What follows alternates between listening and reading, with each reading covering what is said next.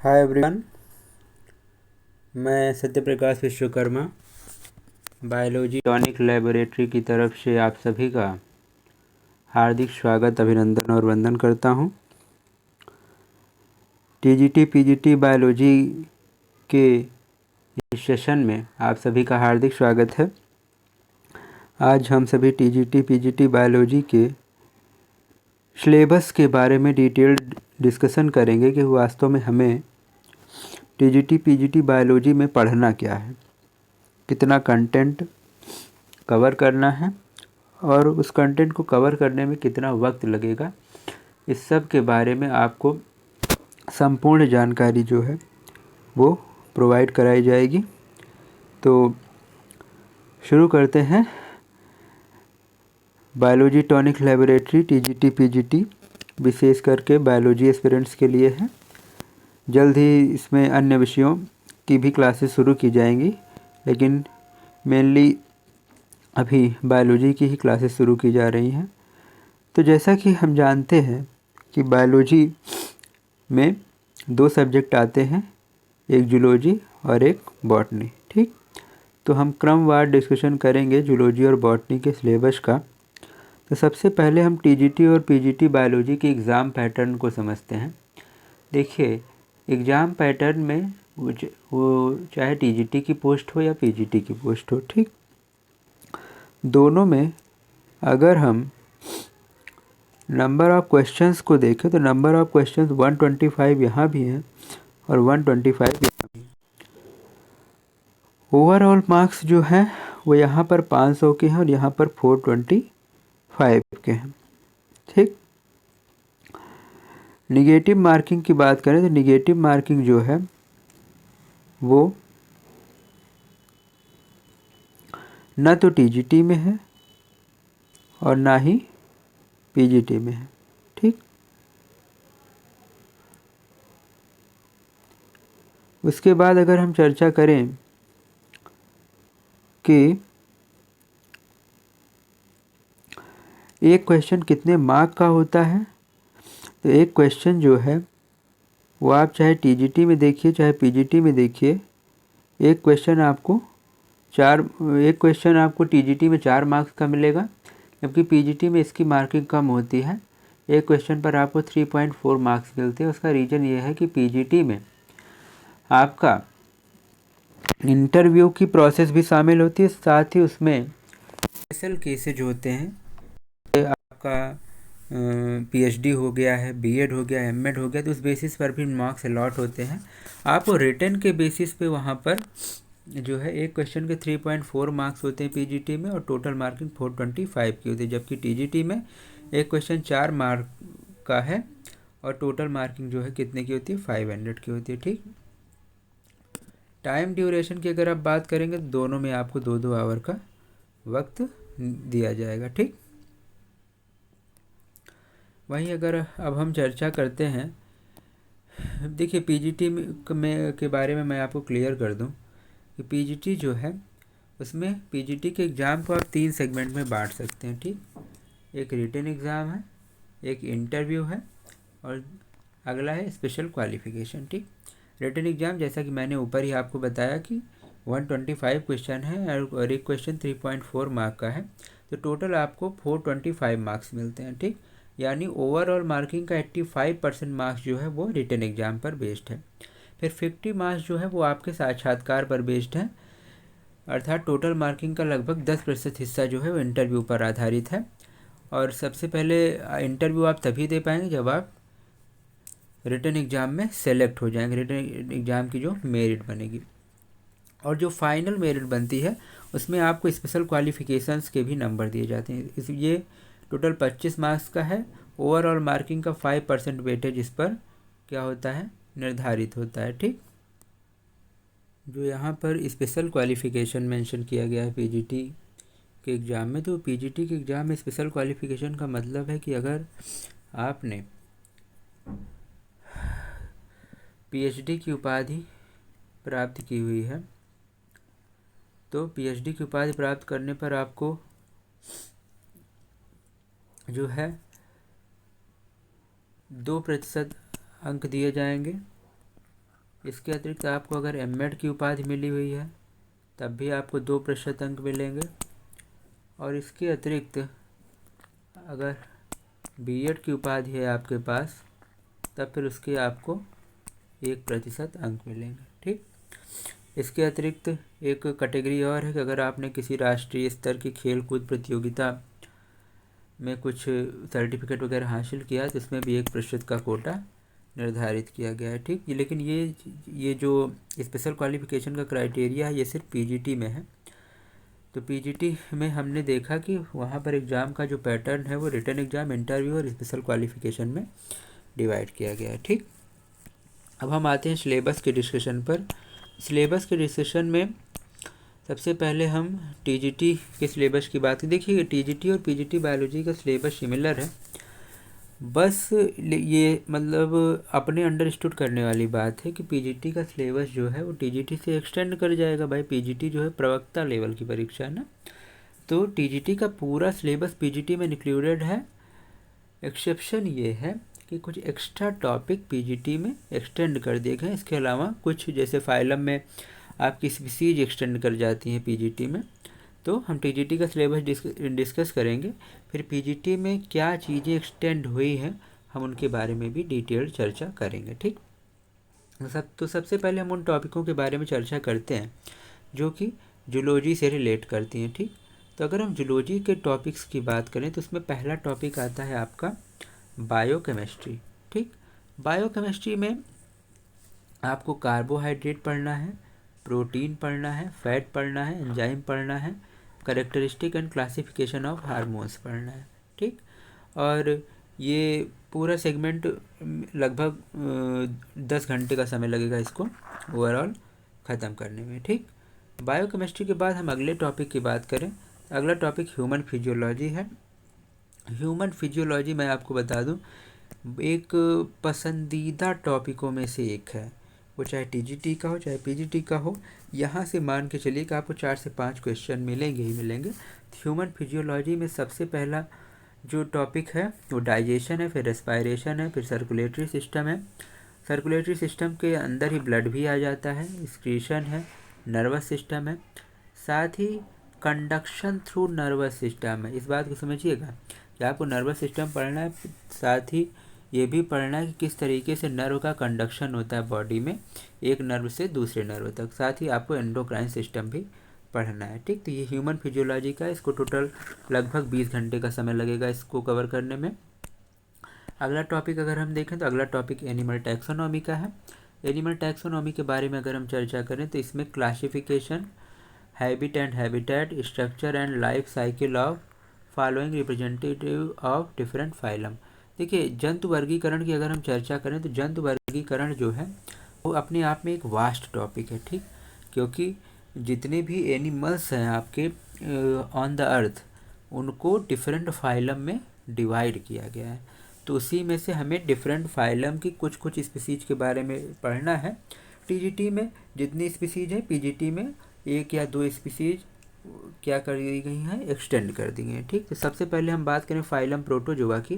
तो प्रोटोजोआ में आपको एंटामीबा हिस्टोलिटिका पढ़ना है, प्लाज्मोडियम वाइवेक्स पढ़ना है, पैरामीशियम के बारे में पढ़ना है, यूग्लिना, साथ ही प्रोटोजोवंस कॉजिंग डिजीज। देखिए प्रोटोजोवंस भी क्या करते हैं, डिजीज कॉज करते हैं। कि स्पेशल क्लास ही होता है प्रोटोजोआ का, स्पोरोजोआ, जो कि जिसमें सिर्फ और सिर्फ जो है ऐसे प्रोटोजोवंस आते हैं जो कि पैरासाइट होते हैं और वो डिजीज़ कॉज करते हैं। ठीक, तो फाइलम प्रोटोजोआ के बारे में हमने देखा कि हमें क्या क्या पढ़ना है। फिर हम बात करेंगे फाइलम पोरीफेरा की। ठीक, फाइलम पोरीफेरा में आपको ल्यूकोशोलिनिया पढ़ना है, साइकॉन पढ़ना है। फाइलम सीलेंट्रेटा का अगर हम देखें तो उसमें हाइड्रा है, ओबेलिया है और ऑरेलिया है। ठीक, फिर अगर हम चर्चा करें फाइलम नाइडेरिया की, तो नाइडेरिया में आपको जनरल कैरेक्टरिस्टिक्स पढ़ना है।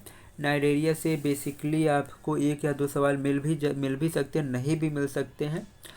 तो नाइडेरिया में किसी भी स्पीसीज को स्पेसिफाई भी नहीं किया गया कि आपको इसके बारे में पढ़ना है। हाँ, कुछ पॉइंटेड क्वेश्चन बनते हैं, उसको हम जब डिटेल्ड डिस्कशन करेंगे तो अपने लेक्चर में हम जरूर डिनोट करेंगे तब कि आखिर नाइडेरिया से कौन कौन सी चीज़ें इंपॉर्टेंट है जिससे सवाल बनते हैं।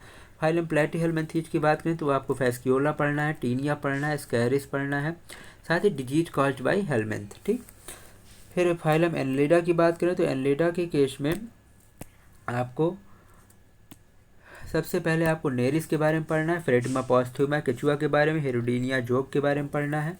फाइलम आर्थ्रोपोडा सबसे बड़ा फाइलम है एनिमल किंगडम का, यहाँ पर आपको कॉकरोच के बारे में पढ़ना है, मस्कार्ड मक्खी, मॉस्किटो मच्छर, श्रिम्प या उसी को प्रॉन बोलते हैं, या झींगा मछली आप उसी को कहते हैं। साथ ही इकोनॉमिक इम्पॉर्टेंस ऑफ इंसेक्ट, इसमें आपको रेशम कीट, मधुमक्खी, डिफरेंट टाइप्स के कीट्स जो कि ह्यूमन के किसी भी प्रकार से बेनिफिशियल होते हैं उनके बारे में आपको स्टडी करना है। फाइलम मोलस्का की बात करें तो वहाँ पर आपको यूनी और पाइला के बारे में पढ़ना है। फाइलम इकानोडर्मेटा स्टारफिश के बारे में पढ़ना है। फिर हम आते हैं फाइलम कॉर्डेटा। कॉर्डेटा अपने आप में इम्पॉर्टेंट हो जाता है क्योंकि हम क्या हैं, कॉर्डेट हैं, तो स्वाभाविक सी बात है हम ही स्टडी कर रहे हैं तो हम अपने आप को इम्पोर्टेंस नहीं देंगे, हम भाई अपने आप को इम्पोर्टेंस देंगे। फाइलम कॉर्डेटा की बात करें, इसको आपको प्रोटोकॉर्डेटा कहिए या इनवर्टिब्रेटा कहिए, यहाँ पे आपको हर्डमानी और एम्फियोक्सस पढ़ना है। फिर जब वर्टिब्रेटा में हम आ जाते हैं, वर्टिब्रेटा में आपको फिशेज में स्कॉलियोडॉन, एम्फीबिया में राना टिग्रीना, रेप्टिलिया में यूरोमेस्टिस, साथ ही एवीज में कोलुम्बा के बारे में स्टडी करनी है। ठीक। अब हम आगे चलते हैं, अगले यूनिट बात करें।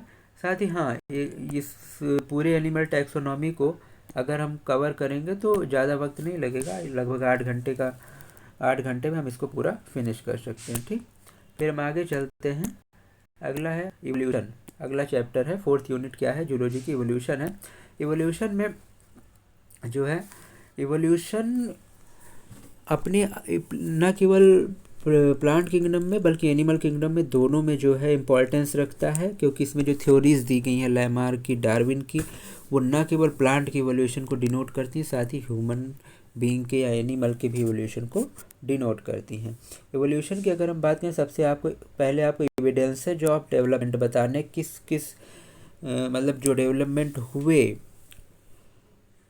पुराने समय से, ओल्ड एज से, उनके पीछे आपको क्या क्या एविडेंस दिए गए उनके बारे में पढ़ना है। साथ ही थ्योरीज ऑफ डेवलपमेंट के बारे में पढ़ना है, Lamarckism, neo Lamarckism, Darwinism, neo Darwinism. Actually जब लैमार्क और डार्विन ने अपनी थ्योरीज प्रोवाइड कराई थी तो उसके कुछ समय बाद ही उसमें कुछ सुधार करके नई थ्योरीज प्रस्तुत की गई थी, उसी को नियो लैमार्किज्म या नियो डार्विनिज्म कहा जाता है। साथ ही आपको सिंथेटिक थ्योरी ऑफ इवोल्यूशन भी पढ़ना है, जो कि इवोल्यूशन की सबसे एक्सेप्टेड थ्योरी है, सबसे मॉडर्न थ्योरी है। साथ ही प्रोसेस ऑफ डेवलपमेंट पढ़ना है, म्यूटेशन पढ़ना है, डिफरेंशिएशन पढ़ना है, सेग्रीगेशन पढ़ना है, development during edges, different edges में किस तरीके से डेवलपमेंट हुआ, पैलियोजोइक, सीनोजोइक, मीजोजोइक में, वो आपको पढ़ना है। और हर एज में आपको ह्यूमन का डेवलपमेंट कैसे हुआ, नियंडरथल मानव को, क्रोमैग्नॉन मानव, ये डिफरेंट टाइप के आपको ह्यूमन बीइंग पढ़ने को मिलेंगे जब आप इवोल्यूशन को एक सीक्वेंस में पढ़ेंगे। और ये पूरा टॉपिक आपका कितने घंटे में कवर होगा, 4 घंटे में। ठीक। अब हम आगे चलते हैं, 5वीं यूनिट है एम्ब्रियोलॉजी। जब हम एम्ब्रियोलॉजी की बात करेंगे तो एम्ब्रियोलॉजी में आपको एम्फियोक्सस, फ्रॉग, हैन, इन सब की एम्प्लीफिकेशन की आउटलाइन पढ़ना है, किस तरीके से इनमें जाइगोट बनता है, जाइगोट से फिर एम्ब्रियो बनता है, एम्ब्रियो से कैसे लार्वल एडल्ट बनता है, उनमें लार्वल स्टेज कैसे डेवलप होती हैं। साथ ही आपको प्लेसेंटा ऑफ मैमल्स के बारे में पढ़ना है, एनिमल की जियोग्राफी में के बारे में पढ़ना है कि डिफरेंट लैटिट्यूड्स, लॉन्गिट्यूड्स में, टुंड्रा में, टैगा में किस तरीके के एनिमल एग्जिस्ट कर रहे हैं। साथ ही आपको geographical circle and their living, मतलब डिफरेंट जियोग्राफिकल एरिया में किस किस तरीके के एनिमल एग्जिस्ट कर रहे हैं, आपको इसके बारे में थोड़ा सा भी देखना है। लेकिन देखिए जनरली जो मेन एम्ब्रियोलॉजी में सवाल उठते हैं वो आपको सिर्फ और सिर्फ एम्फियोक्सस, फ्रॉग एंड हैन के डेवलपमेंटल प्रोसेस से उठते हैं, जियोग्राफिकल एरिया से जल्दी सवाल नहीं पूछे जाते हैं। लेकिन बस वही है कि हम अपनी तरफ से कोई ढील नहीं देना चाहते। हम जब भी ये टॉपिक स्टडी करेंगे हम डिटेल्ड में आपको पूरा सिलेबस पढ़ाएंगे। ये पूरा टॉपिक कवर होने में कम से कम 2 घंटे का समय लगेगा। फिर हम आते हैं अगले टॉपिक पर। अगला टॉपिक है हमारा सेल बायोलॉजी। जब हम सेल बायोलॉजी की बात करते हैं तो सेल बायोलॉजी में आपको माइक्रो स्ट्रक्चर ऑफ सेल के बारे में पढ़ना है। यानी जब आप सेल की बात करते हैं, सेल में आप प्लांट सेल की भी बात करेंगे, एनिमल सेल की भी बात करेंगे। ठीक। प्लांट सेल की बात करेंगे तो प्लांट सेल किस प्रकार से एनिमल सेल से अलग होती है। प्लांट सेल में क्या पाई जाती है, सेल वॉल पाई जाती है। ठीक, एक हेक्सागोनल टाइप स्ट्रक्चर होता है जिसमें सेल वॉल एग्जिस्ट करती है, जबकि एनिमल सेल जो होती है वो उसके चारों तरफ अराउंड तरफ कोई भी सेल वॉल एग्जिस्ट नहीं करती, वो जनरली सर्कुलर शेप में या किसी भी शेप में वो एग्जिस्ट करती है। ओके, अब अगर हम बात करें तो सेल बायोलॉजी में जैसा कि हमने कहा कि माइक्रो स्ट्रक्चर ऑफ सेल पढ़ना है, मतलब सारे सेल ऑर्गेनेल पढ़ने हैं। साथ ही आपको मियोसिस एंड माइटोसिस पढ़ना है। अर्धसूत्री विभाजन, समसूत्री विभाजन बहुत इंपॉर्टेंट है। यहाँ पर आपको पूरी सेल साइकिल में GS, G1, G2 फेजेस मिलेंगी। किसमें डीएनए का रेप्लिकेशन हो रहा है, किसमें आरएनए का रेप्लिकेशन हो रहा है, किसमें प्रोटीन सिंथेसिस हो रही है। पूरी सेल साइकिल आपको स्टडी करनी। साथ ही गैमेटोजेनेसिस की प्रोसेस जो कि बहुत इंपॉर्टेंट है, जो कि रिप्रोडक्शन की प्रोसेस में, फर्टिलाइजेशन की प्रोसेस में मेजर रोल अदा करती है। तो ये आपको सेल बायोलॉजी के अंतर्गत पढ़ना है। इसके में आपको 3 आवर का वक्त लगेगा। आगे हम आते हैं जेनेटिक्स पर। जब हम जेनेटिक्स की बात करें तो जेनेटिक्स में आपको मेंडेलिज्म, जेनेटिक्स के जनक ही मेंडल हैं, उनके बारे में पढ़ना है। लिंकेज के बारे में पढ़ना है, क्रॉसिंग ओवर के बारे में पढ़ना है, साथ ही यूजेनिक्स के बारे में पढ़ना है। लिंकेज एंड क्रॉसिंग ओवर बहुत ही इम्पॉर्टेंट चीज़ है। यहीं से जो है कैरेक्टरिस्टिक जो है एक पीढ़ी से दूसरी पीढ़ी में ट्रांसफ़र होते हैं। बहुत ही सॉफ्ट वे में, बहुत ही ईजी वे में हम आपको इसको एक्सप्लेन करेंगे। हम अगले टॉपिक पर चलते हैं। अगला टॉपिक जो है इकोलॉजी का है। इकोलॉजी में आपको इकोलॉजी पढ़ना है, बेसिक कॉन्सेप्ट पढ़ना है इकोसिस्टम का, मेन इकोलॉजिकल ब्लॉक्स या उसी को पिरामिड बोल दीजिए। साथ ही general knowledge about the pollution, इसी में आपका फूड चेन, फूड वेब वगैरह वो सब भी आ जाएंगे। साथ ही आपको पॉल्यूशन के बारे में जनरल नॉलेज होनी चाहिए। जैसे मान लीजिए पॉल्यूशन जब होता है तो जो फॉग बनता है, जो स्मॉग बनता है, डिफरेंट टाइप के एलिमेंट्स से जो डिजीजेज कॉज होते हैं, उनसे जनरली क्वेश्चन उठ जाते हैं और वो कन्फ्यूजन की वजह से बच्चे गलत कर देते हैं। ठीक, हम आगे चलते हैं। जूलॉजी का जो सिलेबस था वो यहीं पर समाप्त होता है। अब हम बॉटनी के टॉपिक्स के बारे में डिस्कस करेंगे। क्या हमें आखिर में बॉटनी में क्या क्या स्टडी करना है। देखिए, बॉटनी का टॉपिक जब हम कंपेयर करें जूलॉजी के रिस्पेक्ट में तो बॉटनी काफ़ी वास्ट हो जाता है आपका। बॉटनी में आपको जो है पूरे प्लांट किंगडम के बारे में ही पढ़ना है, प्लांट फैमिली के बारे में पढ़ना है, साथ ही जो है इकोनॉमिक इम्पोर्टेंस उनका पढ़ना है। तो botany in respect to zoology कहीं ज़्यादा वास्ट हो जाता है। फिर भी हम इसको आप बहुत अच्छे वे में लेकर चलेंगे। पहला टॉपिक जो है इसका वायरस है। वायरस के बारे में आपको डिफिनीशन पढ़ना है, नेचर पढ़ना है, उसका ट्रांसमिशन पढ़ना है, transmission structure of TMV tobacco mosaic virus, साथ ही बैक्टीरियोफेज पढ़ना है, वायराइड एंड प्रियन के बारे में पढ़ना है, साथ ही उनका इकोनॉमिक इम्पॉर्टेंस पढ़ना है। देखिए, कोई भी चीज़ कम्प्लीटली कभी भी हार्मफुल नहीं हो सकती।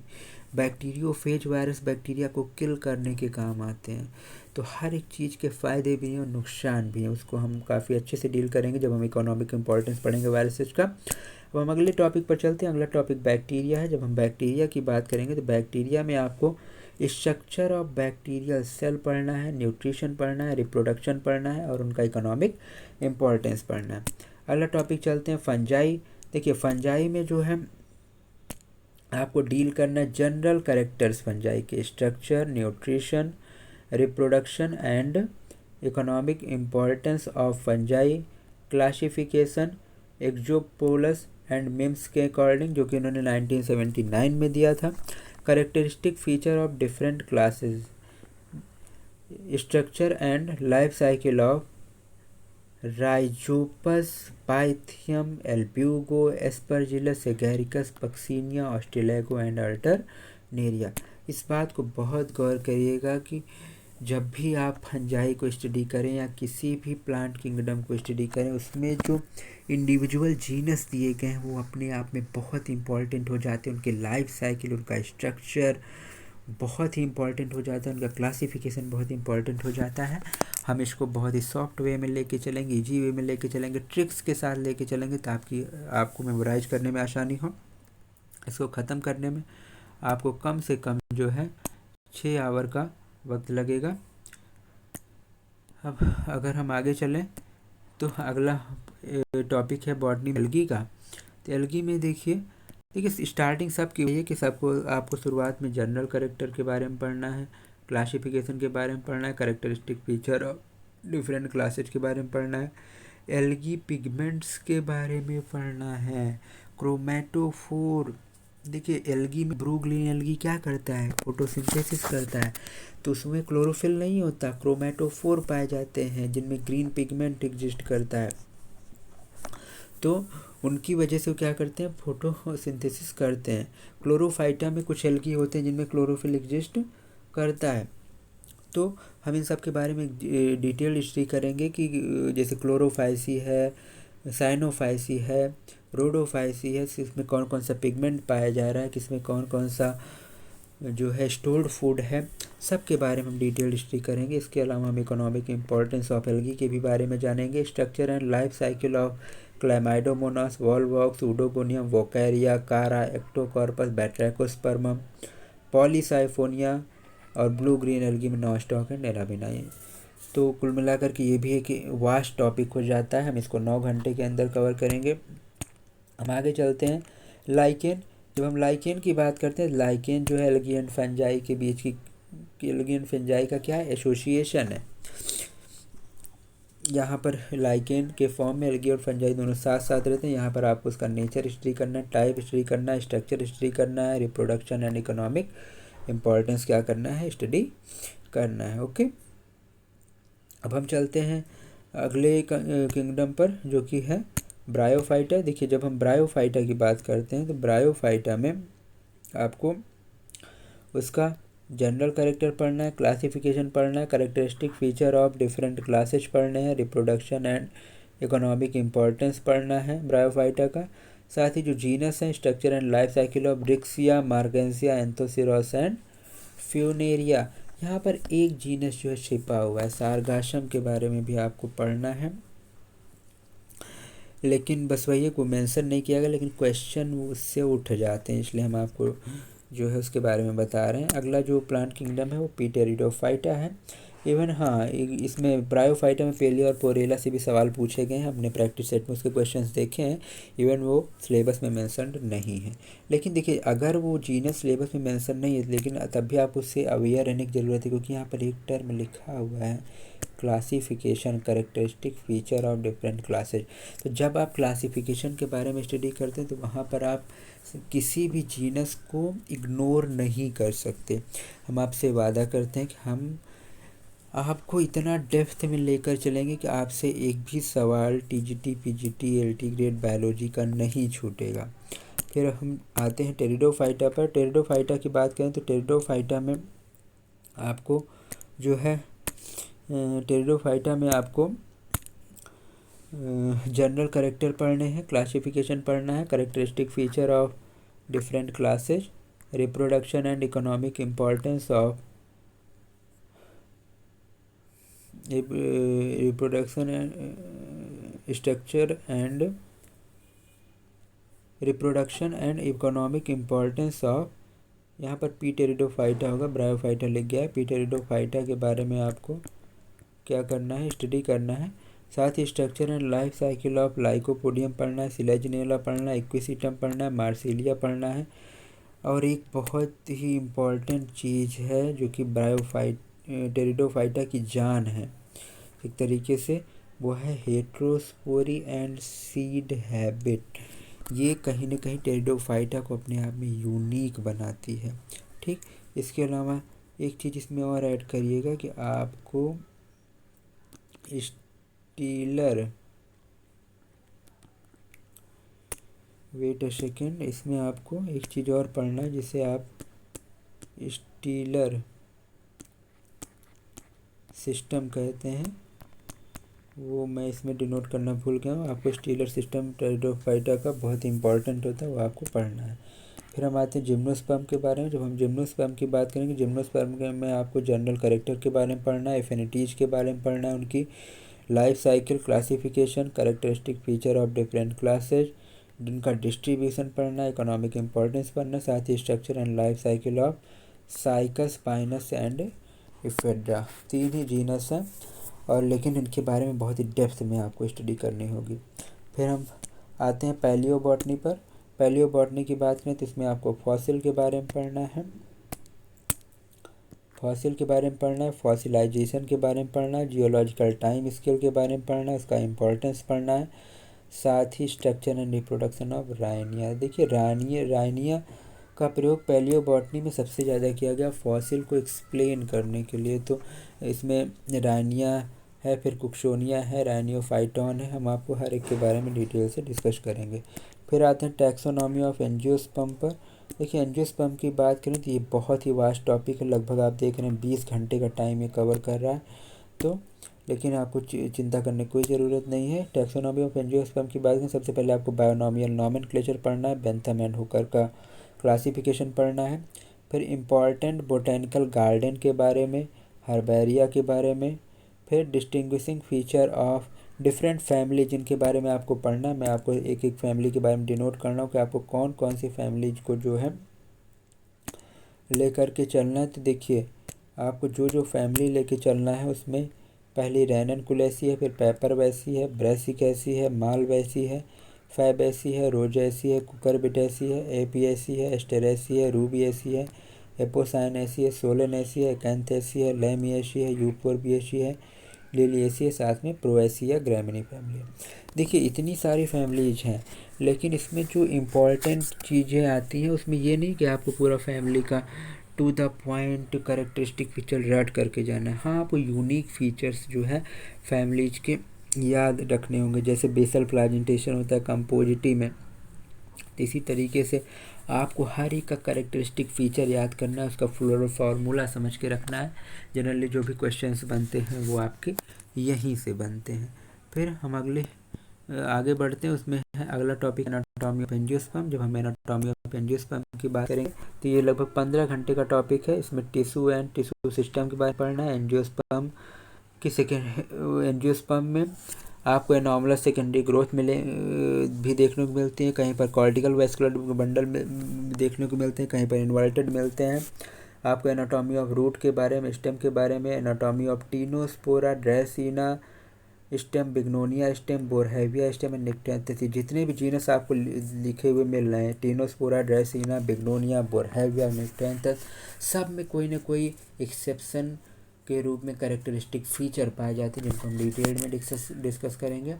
अगले टॉपिक पर चलते हैं। अगला टॉपिक है आपका इकोनॉमिक बॉटनी। जब हम इकोनॉमिक बॉटनी की बात करेंगे तो वहाँ पर आपको timber, fibre, oil, medicinal beverages, spices, condiments yielding plant. देखिए इकोनॉमिक बॉटनी आपको बहुत ही इंपॉर्टेंट टॉपिक है।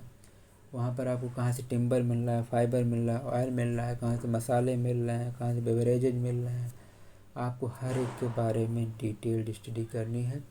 डिटेल्ड स्टडी का मतलब ये है कि ये टॉपिक अपने आप में मतलब 5 ही घंटे का लिखा हुआ है, लेकिन अपने आप में इस टॉपिक को मेमोराइज करना बहुत डिफ़िकल्ट होता है। इसके लिए एक ही तरीका है कि आप इसको डेली कम से कम 15 मिनट 20 मिनट का इस टॉपिक को टाइम दीजिए, तो आप कहीं ना कहीं बहुत अच्छे से इस चीज़ को मेमोराइज कर सकते हैं। ठीक, हम अगले टॉपिक पर चलते हैं। अगला टॉपिक है हमारा एम्ब्रियोलॉजी। जब हम एम्ब्रियोलॉजी की बात करेंगे तो एम्ब्रियोलॉजी में आपको स्ट्रक्चर ऑफ एंथर पढ़ना है। एम्ब्रियोलॉजी में आपको क्या पढ़ना है? स्ट्रक्चर ऑफ एंथर पढ़ना है, microsporogenesis, development of male gametophyte, आपको मेल गैमेटोफाइट पढ़ना है, स्ट्रक्चर ऑफ ओव्यूल पढ़ना है, डेवलपमेंट ऑफ एंडोस्पर्म पढ़ना है, एंडोस्पर्म में फीमेल गैमेटोफाइट है, फिर पॉलिनेशन पढ़ना है, फर्टिलाइजेशन पढ़ना है, एम्ब्रियो का डेवलपमेंट पढ़ना है, पार्थेनोकॉर्पी क्या कीजिए, विदाउट फर्टिलाइजेशन फ्रूट का फॉर्मेशन हो जाए, साथ ही एपोमिक्सिस पढ़ना है, पॉली एम्ब्रियोनी का मतलब एक साथ कई एम्ब्रियो सैक पाए जाएँ। एम्ब्रियोलॉजी में आपको सारी चीज़ें डिस्कस करनी है। अगले टॉपिक पर आए तो अगला टॉपिक जो है बॉटनी में वो आपका साइटोलॉजी है।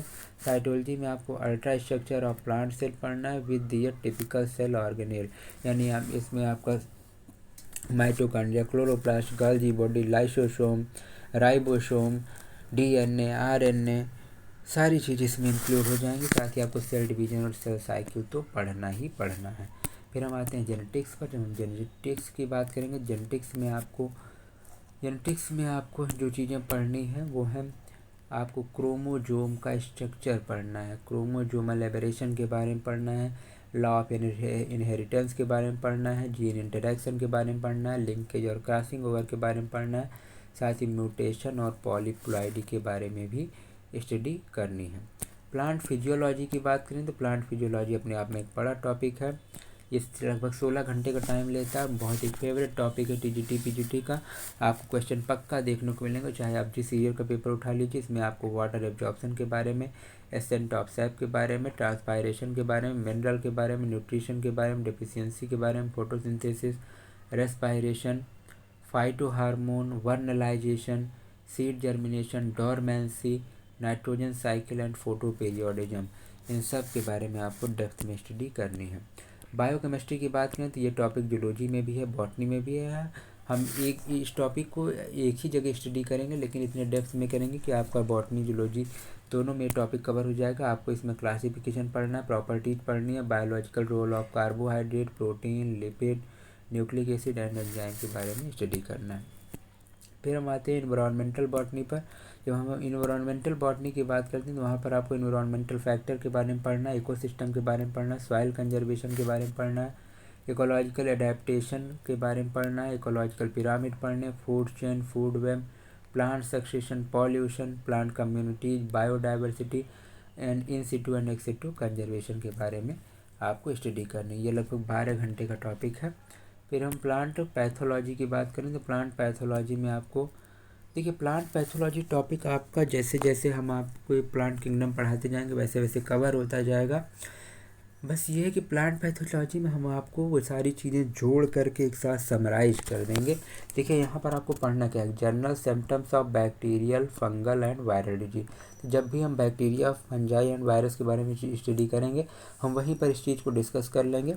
लेकिन हम आप इस टॉपिक को मतलब हम आपको छोड़ेंगे नहीं, आपको ये बिल्कुल भी नहीं लगेगा कि ये टॉपिक डील नहीं किया गया, क्योंकि हम आपको इसको डिफरेंट वे में विथ ऑब्जेक्टिव क्वेश्चंस जब हम ये टॉपिक पढ़ाएंगे तो इस चीज़ टॉपिक को डील करेंगे। साथ ही different method of plant disease control, symptoms, disease cycle, control measures of late blight of potato. आपको जिन जिन डिजीज के बारे में पढ़ना है, late blight of potato, early blight of potato, white rust of crucifer, black rust of wheat, loose smut of wheat, citrus canker, साथ ही little leaf of brinjal, yellow vein mosaic of bhindi. क्या आपको पढ़ना है, येलो वेन मोजैक ऑफ भिंडी। इन सारी disease के बारे में आपको स्टडी करनी है। अगला टॉपिक की बात करें तो अगला है biotechnology and genetic engineering. Biotechnology and genetic engineering में आपको importance of human welfare, vectors, recombinant DNA technology क्या है, ट्रांसजेनिक प्लांट क्या है, टिश्यू कल्चर क्या है, बायोपेस्टिसाइड क्या है, बायो फर्टिलाइजर क्या है, ये बनते कैसे, इन सब के बारे में आपको डिस्कस करना है। अगला टॉपिक है मॉलिक्यूलर बायोलॉजी का। मॉलिक्यूलर बायोलॉजी की जब हम बात करेंगे तो मॉलिक्यूलर बायोलॉजी में आपको जीन पढ़ना है, कॉन्सेप्ट पढ़ना है, जीन का कॉन्सेप्ट पढ़ना है, जेनेटिक कोड पढ़ना है, न्यूक्लिक एसिड पढ़ना है, रेप्लिकेशन ऑफ डीएनए पढ़ना है, जीन एक्सप्रेशन पढ़ना है और उसका पूरा रेगुलेशन पढ़ना है, पूरा लाइकोपेरॉन क्या है, इन सब के बारे में आपको डेप्थ में स्टडी करनी है। ओके, उसके ये हमारा हमने डिस्कस किया टीजीटी में आपका पूरा जूलॉजी, बॉटनी में आखिर में क्या क्या सिलेबस है, उसके अंदर डेप्थ में हमने ये भी जाना कि आपको क्या क्या डिस्कस करना है। ठीक, अब हम थोड़ा सा पीजीटी बायोलॉजी पर एक नज़र डाल लेते हैं। ठीक, देखिए जैसे कि हमने आपको बताया कि पीजीटी बायोलॉजी का सिलेबस जो है वो अपने आप में कहीं ना कहीं जो है वो टीजीटी बायोलॉजी से वास्ट है। ठीक, इस बात को आप समझिएगा, पीजीटी बायोलॉजी का जो सिलेबस है वो टीजीटी बायोलॉजी से क्या है, वास्ट है। इसमें सारे टॉपिक्स जैसा कि हमने कहा कि आपको टीजीटी वाले मिलेंगे, फाइलम में एक दो जीनस आपके एक्सटेंड हो जाएंगे। जो चीज़ें मेन इम्पॉर्टेंट है जो कि आयोग ने दिया हुआ है पीजीटी के सिलेबस में, वो उन मेन चीज़ों को हम आपके सामने हाईलाइट करते हैं कि इसमें देखिए बेसिकली जो है वो आपको जैसे कि पहला टॉपिक है आपका नॉन कार डेटा। ठीक, तो नॉन कार डेटा के केस में आपको सब कुछ वही है कि आपको जनरल कैरेक्टरिस्टिक्स ऑफ फाइलम के बारे में पढ़ना है, उनके डिफरेंट स्पीसीज़ के बारे में आपको पढ़ना है, आपको लाइफ साइकिल लार्वल स्टेजेस के बारे में पढ़ना है। वहीं आप कार्डेटा में आ जाएंगे तो कार्डेटा में भी आपको हर्डमानिया, एम्फियोक्सस, फिर वर्टिब्रेट्स में एवीज, मैमल्स, रेप्टाइल्स, इन सब के बारे में आपको स्टडी करनी है। सभी के सिस्टम्स के बारे में पढ़ना है। मैमल्स में प्रोटोथीरिया, मेटाथीरिया, यूथीरिया के बारे में डिटेल्ड स्टडी करनी है आपको। फिर जो अगला टॉपिक है वो है परिवर्धन जैविकी। परिवर्धन जैविकी का मतलब, परिवर्धन जैविकी को इंग्लिश में बोलते हैं डेवलपमेंटल बायोलॉजी, जिसमें आपको एम्फियोक्सस, फ्रॉग, चिक, इन सब के डेवलपमेंटल प्रोसेस के बारे में पढ़ना है। इसमें कीटों के कायांतरण के बारे में भी आपको स्टडी करनी है। साथ ही पर्यावरण जैविकी एवं विश्व विज्ञान, इसमें विशेष रूप से आपको इकोलॉजी के बारे में ही स्टडी करनी है। इकोलॉजी क्या है, इकोसिस्टम क्या है, साथ ही आपको वाटर इकोसिस्टम, लैंड इकोसिस्टम, पैज़्मो इकोसिस्टम, इन सब के बारे में भी आपको स्टडी करनी है। साथ ही अगला टॉपिक वन्य जीवन है, तो इसमें वन्य जीवन का सामान्य अध्ययन, राष्ट्रीय उद्यान, जू के बारे में, इन सिटू एक्स सिटू कंजर्वेशन के बारे में आपको डिटेल्ड स्टडी करनी होगी। फिर इसमें देखिए जो मेन मैं आपको बताना चाह रहा था कि आपको बायोस्टैटिक्स के बारे में पढ़ना है। ठीक, ये टॉपिक जो है टीजीटी के सिलेबस में नहीं है, लेकिन पीजीटी के सिलेबस में इंक्लूड किया गया है और ये एक इम्पॉर्टेंट टॉपिक है। यहाँ पर आपको केंद्रीय प्रवृत्ति तथा विभिन्नता, साथ ही आपको टी टेस्ट, प्राधिकता, प्रसरण का विश्लेषण, null hypothesis, chi square test, सामान्य वितरण, द्विपद वितरण, पायसन वितरण, इन सब के बारे में आपको क्या करना है, स्टडी करना है। साथ ही इसमें जो एक और चीज़ इंपॉर्टेंट आ जाती है वो आती है प्राणी व्यवहार। ये भी टीजीटी के टॉपिक में नहीं है। तो प्राणी व्यवहार में आपको व्यवहार के प्रारूप के बारे में पढ़ना है, रूढ़िबद्ध एवं सीखे हुए व्यवहारों के प्रकार के बारे में, प्राणियों में पारस्परिक संपर्क क्या है, संचार विधि क्या है, यौन जनित व्यवहार क्या है, मछली एवं पक्षी के संदर्भ में प्रवासी व्यवहार, सहज वृत्ति, इन सब के बारे में आपको पढ़ना है। ठीक, बॉटनी में भी अगर हम बात करें तो लगभग ऑलमोस्ट सिलेबस वही है जो आपका इकोनॉमिक बॉटनी आ जाता है। इकोनॉमिक बॉटनी में आपको बहुत ही डिटेल्ड में स्टडी करना होगा पीजीटी के छात्रों को। फिर आगे के जो टॉपिक्स हैं वो ऑलमोस्ट सिमिलर करते हैं। देखिए हम जब भी टीजीटी पीजीटी बायोलॉजी का जो भी कंटेंट आपको प्रोवाइड करेंगे वो इतने डेप्थ में रहेगा कि आपके दोनों एग्ज़ाम आपको कवर करेंगे। देखिए जब भी आयोग को पेपर टफ करना होगा वो टीजीटी का लेवल उठा के पीजीटी के हिसाब से बना देगा। तो इसलिए टीजीटी के विद्यार्थी इस फेयर में बिल्कुल ना रहे कि उनको हल्की तैयारी करनी है। ठीक, तो आज हमने आपसे टीजीटी पीजीटी बायोलॉजी के सिलेबस के बारे में डिटेल्ड डिस्कशन किया। हमने आपको एक एक टॉपिक के बारे में इंडिविजुअली बताया कि किसके अंतर्गत कौन से टॉपिक आ रहे हैं, साथ ही आपको क्या क्या मेजर्स अपनाने होंगे, साथ ही कितना टाइम लगेगा। हाँ, हम एक बात और डिस्कस कर दें कि जैसे अगर आप सेल्फ स्टडी कर रहे हैं तो सेल्फ स्टडी करने वाले छात्रों के लिए विशेष रूप से है कि सेल्फ स्टडी करने वाले छात्र विशेष रूप से ध्यान रखें कि कम से कम बीएससी में जो भी छात्र कहीं से भी किसी भी यूनिवर्सिटी से पढ़ाई किए हों, जूलॉजी के लिए उन्होंने आर.एल. कोटपाल की बुक पढ़ी हुई होगी। तो आप टॉपिक वाइज कम से कम आर.एल. कोटपाल की बुक, जो बुक आपने एक बार पढ़ी हुई है वो आपको पढ़ना आसान रहेगा। तो बेहतर क्या है कि आप जूलॉजी के लिए आर.एल. कोटपाल की इनवर्टिब्रेट और वर्टिब्रेट की बुक प्रेफर करें। साथ ही बॉटनी के केस में सिंह पांडे जैन की बुक आती है, सिंह पांडे जैन की बुक आती है, आप इसको प्रेफर कर सकते हैं। इसके अलावा प्रैक्टिस सेट के लिए इस समय तमाम प्रैक्टिस सेट आ रहे हैं जिसमें यूथ है, घटना चक्र है। यूथ और घटना चक्र के स्पेशल क्लासेस भी हम आपको प्रोवाइड कराएंगे क्योंकि यूथ में काफ़ी शिकायतें मिलती हैं बच्चों की। यूथ में आंसर दिया गया है तो हम आपको इंडिविजुअली ट्रीट करेंगे कि आखिर कौन सा क्वेश्चन गलत दिया गया है, कौन सा क्वेश्चन सही दिया गया है। तो यूथ और घटना चक्र से आप अपनी तैयारी को बेहतर कर सकते हैं। देखिए, जहाँ तक काफ़ी बच्चों के सवाल आ रहे थे कि आखिर एग्ज़ाम कब होंगे, तो एग्ज़ाम ये मान के चलिए कि आपके इस साल तो एग्ज़ाम कंडक्ट नहीं होने, या एग्ज़ाम आपका दिसंबर लास्ट में जा सकता है, या फिर मान के चलिए कि जनवरी में।